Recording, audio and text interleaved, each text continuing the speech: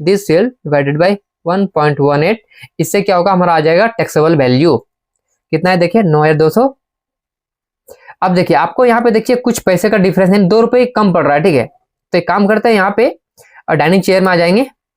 Hi everyone, आप सभी का और एक नए वीडियो में स्वागत है।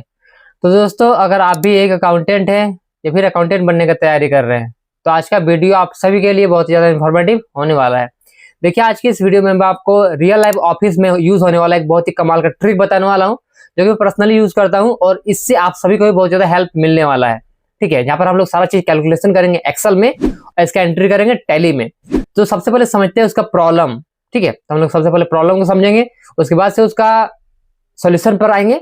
तो चलिए सारी चीजों को सीखते हैं डिटेल में जाके कंप्यूटर के स्क्रीन में। तो चलिए सबसे पहले समझते हैं कि आखिर यहाँ पर क्वेश्चन क्या है। ठीक है, तो उसके लिए मैं आपको लेके चल रहा हूँ एक्सेल में। देखिए यहाँ पर क्वेश्चन ये है कि जैसे हमारे पास एक आइटम है, ठीक है, जिसका बहुत सारे पार्ट्स हैं। जैसे देख सकते हैं आप लोग यहाँ पे डाइनिंग टेबल है। डाइनिंग टेबल में क्या होगा, एक क्वांटिटी रहेगा, उसके बाद से डाइनिंग मार्बल रहेगा एक, और 6 चेयर रहेगा, यानी कि ये सब पूरा मिलके डाइनिंग का एक पूरा सेट बन जाएगा। राइट, अब देखिए यहाँ पर क्वेश्चन क्या है, ये तो उसका पूरा एमआरपी हो गया, यानी कि उसका रेट बोल सकते हैं कि हम लोग ये रेट में सबको सेल करेंगे। ठीक है, अब यहाँ पे देखिए क्वेश्चन यहाँ पर ये बोला गया था कि हमें इसको इतना में नहीं सेल करना है, इसको सेल करना है 40,000 रुपए में, इतना में हमें इसको सेल करना है। अब बताइए आप इसका बिल कैसे बनाएंगे। तो इसमें देखिए आपको सबसे पहले निकालना पड़ेगा कि आखिर दोनों के बीच डिफरेंस कितने का है, क्योंकि देखिए रेट हम जब लगाएंगे टैली में तो आप बताइए इसका क्या रेट लगा देंगे, ऐसे डायरेक्टली नहीं लगा सकते ना, गलत हो जाएगा फिर। तो इसके लिए हम लोग पहले थोड़ा सा कैलकुलेशन करते हैं, आप लोग ध्यान से देखिएगा वीडियो को। तो देखिए उसके लिए हमें सबसे पहले क्या करना पड़ेगा, डिफरेंस निकालना पड़ेगा कि आखिर कितना परसेंट का डिफरेंस यहाँ पर हो रहा है। क्योंकि देखिए एक्चुअल में हमें सेल करना था इतने रुपए में, बट अभी हम इतना रुपए में सेल कर रहे हैं, तो आखिर डिफरेंस कितने का आ रहा है और कितना का नहीं, कितना परसेंट का डिफरेंस आ रहा है, वो मेन होता है। चलिए इसका परसेंटेज निकालते हैं, कितना परसेंट का डिफरेंस हो रहा है। देखिए यहाँ पे लिख लेते हैं, यहाँ पे लिखते हैं इसको सेल करना था कितना में, 67,500 में। ओके, बट इसको हम सेल कितना में करेंगे, इसको सेल करेंगे ये अमाउंट में। तो साइज को बड़ा कर दे रहा हूँ ताकि आपको थोड़ा देखने में आसानी हो। ओके, ये हो गया। अब देखिए यहाँ पे क्या करेंगे, इक्वल टू जो हमारा अधिक वैल्यू है पहले उसको सिलेक्ट करेंगे, माइनस करेंगे जो कम वैल्यू है उसको। ठीक है, एंटर करेंगे, इसमें आपको कुछ अमाउंट आ जाएगा। ओके, अब देखिए क्या करना, आपको जो अमाउंट आया ना उस अमाउंट को डिवाइड करना है। तो यहाँ पे क्या करेंगे, इक्वल टू किससे डिवाइड करना है, तो जो हमारा अमाउंट बैलेंस बच गया इसको डिवाइड करेंगे किससे, तो जो हमारा बड़ा अमाउंट था 67,500 इससे इसको डिवाइड कर देंगे। एंटर करेंगे तो हमारा आएगा इतना, इसको परसेंटेज साइन अप्लाई कर देंगे। तो देखिए इसको डबल यहाँ पे ले लेता हूँ, डबल डेसिमल पॉइंट। देखिए तो तकरीबन हमें इतना परसेंट का यहाँ पे डिफरेंस हो रहा है, यानी कि हमें सेल करना था 67,500 में, बट हम सेल कर रहे हैं 40,000 रुपए में। तो कहीं ना कहीं हमें इतना परसेंट का डिफरेंस हो रहा है, 40.74% का। क्लियर है, चलिए अब देखते हैं इसको कैसे बनाएंगे। तो देखिए उसके लिए सिंपली सबसे पहले यहाँ पे क्या करेंगे, यहाँ पे लिख लेते हैं, मैं शॉर्ट पे लिख दे रहा हूँ DT मतलब डाइनिंग टेबल। उसका देखिए क्या करेंगे, कितना रेट था 26,500, तो लिखेंगे 26,500। अब देखिए इसमें क्या करेंगे, इसको माइनस करेंगे। देखिए यहाँ पे लिखता हूँ कितना परसेंट डिफरेंस है, तो ये वाला डिफरेंस है ना 40.74% का डिफरेंस है। ओके, अब देखिए यहाँ पे क्या करेंगे, इक्वल टू दिस सेल, यानी कि इतना हमें सेल करना था बट एक्चुअल में उतना हम सेल नहीं कर रहे, डिस्काउंट देके सेल कर रहे हैं। ठीक है, इसको लेंगे, उसके बाद से यहाँ पे माइनस ब्रैकेट को ओपन करेंगे, फिर से सेल को सिलेक्ट करेंगे और मल्टीप्लाई का साइन देंगे एंड सेल को सिलेक्ट करेंगे। इससे क्या होगा, हमारा डिस्काउंट होकर वो निकल जाएगा। देखिए यानी कि अब हमें जो है इतना रुपीज का बिल बनाना है। क्लियर है, किसका, तो ये देखिए ये फर्स्ट वाले का।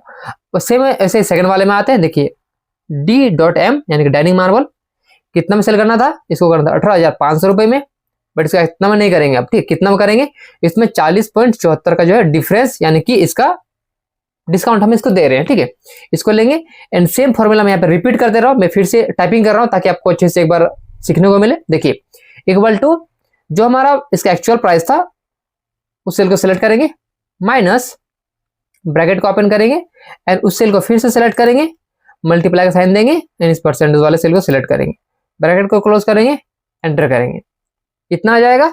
ओके, सेम इसी तरीके से आपको और एक करना है। यहाँ पे लास्ट है D.C डाइनिंग चेयर। ठीक है, अब देखिए यहाँ पे कैसे करेंगे, यहाँ पे क्या करना है आपको, कितना रेट है इसका 22,500। सेम वही परसेंटेज डिस्काउंट रहेगा, इसको यहाँ पे टाइपिंग करेंगे और सेम फॉर्मूला यहाँ पे देखिए, आप चाहे तो कंट्रोल डी करिए यहाँ पे, तो आपका देखिए डुप्लीकेट आ जाएगा, यानी कि जो ऊपर में रहेगा ना वो फॉर्मूला कॉपी होकर नीचे आ जाएगा। ओके, अब इसके ऑल्ट प्लस इक्वल टू से एक बार सम कर लेते हैं, यानी कि तीनों जोड़ लेंगे ऊपर का। ठीक है, एंटर करिए, देख सकते हैं यहाँ पे आ चुका है 40,001 रुपये। 1 रुपये एक्स्ट्रा आ रहा है। ठीक है, तो 1 रुपये हमें कभी एडजस्ट करना पड़ेगा, इसको टैली में एडजस्ट कर लेंगे। ओके, तो चलिए देखते हैं अब इसको कैसे करेंगे। टैली आ जाएंगे, टैली में आ जाते हैं, वाचर्स में F8 यानी सेल्स करने वाले हैं, जीएसटी सेल्स करने वाले हैं, लोकल सेल करने वाले हैं। ओके, और यहाँ पे सेल करने वाले हैं महतो ट्रेडर्स को। ओके, कंट्रोल से इसको एक्सेप्ट करता हूँ, इसको भी कंट्रोल से एक्सेप्ट करता हूँ। ओके, आइटम, अब देखिए यहाँ पे आइटम सेलेक्ट करेंगे, डाइनिंग टेबल सबसे पहले था, डाइनिंग टेबल खोलेंगे 1 पीस।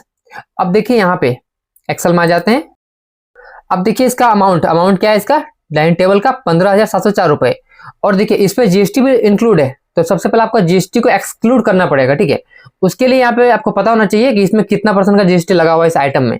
उसके लिए आपको टैली में आ जाना है, इस आइटम को कंट्रोल एंटर करेंगे आइटम में, देखिए तो दिख जाएगा आपको, देखिए इसमें कितना % टैक्स लगा हुआ है, 18% का टैक्स लगा हुआ है। ओके, इसको स्किप करते हैं, आपको फिर से एक्सेल में आ जाना है और यहाँ पे देखिए क्या करना है, equal to this cell divided by 1.18। आपको मालूम होना चाहिए जीएसटी कैलकुलेशन में क्या होता है, अगर 18% रहेगा तो उसको 1.18 से डिवाइड किया जाता है, उससे आपका टैक्सेबल वैल्यू निकल जाएगा। ठीक है, अगर आपको जीएसटी कैलकुलेशन करना नहीं आता है तो आप इस वीडियो को देख सकते हैं, जहां पर मैंने डिटेल में बताया हुआ कि आप जीएसटी कैलकुलेशन को कैसे कर सकते हैं। ओके, एंटर किया मैंने, देखिए तो इसका आ चुका टैक्सेबल वैल्यू 13,308 रुपए। इसको आपको टैली में लिखना है, सिंपल आप चाहे तो कॉपी भी कर सकते हैं, यहाँ से कॉपी कर लेंगे, आ जाएंगे टैली में, एंटर करते आगे बढ़िए। यहाँ पे देखिए रेट में आपको कंट्रोल वी से पेस्ट कर देना है।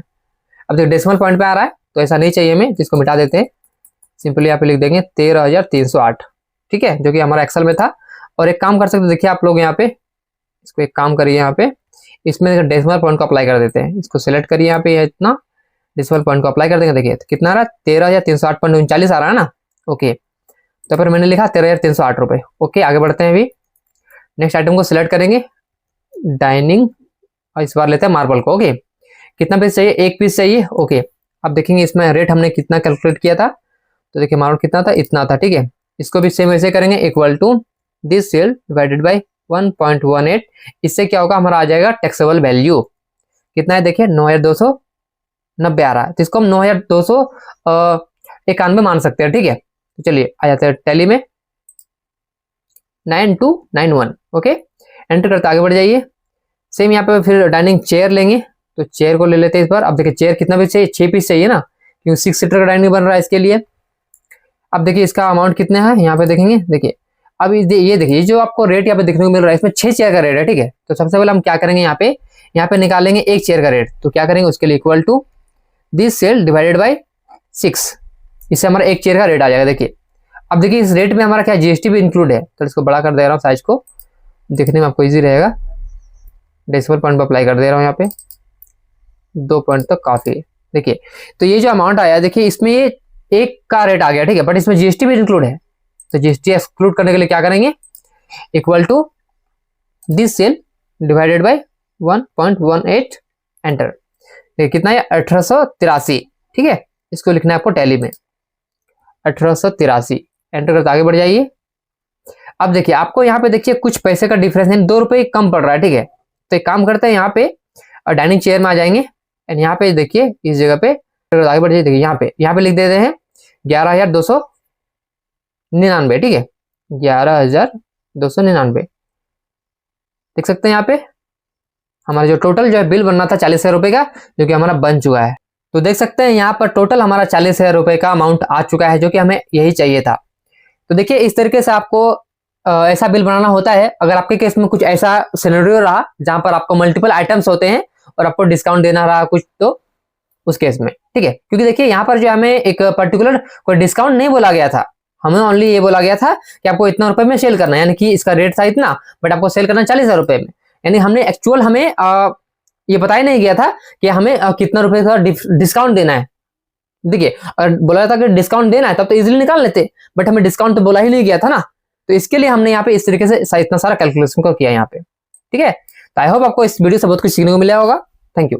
और देखिए इस वीडियो के बाद भी अगर आपके मन में किसी भी तरह का और भी सवाल है तो आप मुझसे नीचे कमेंट सेक्शन में पूछ सकते हैं। मैं कोशिश करूंगा आपके कमेंट का आपको जल्द से जल्द रिप्लाई देने का।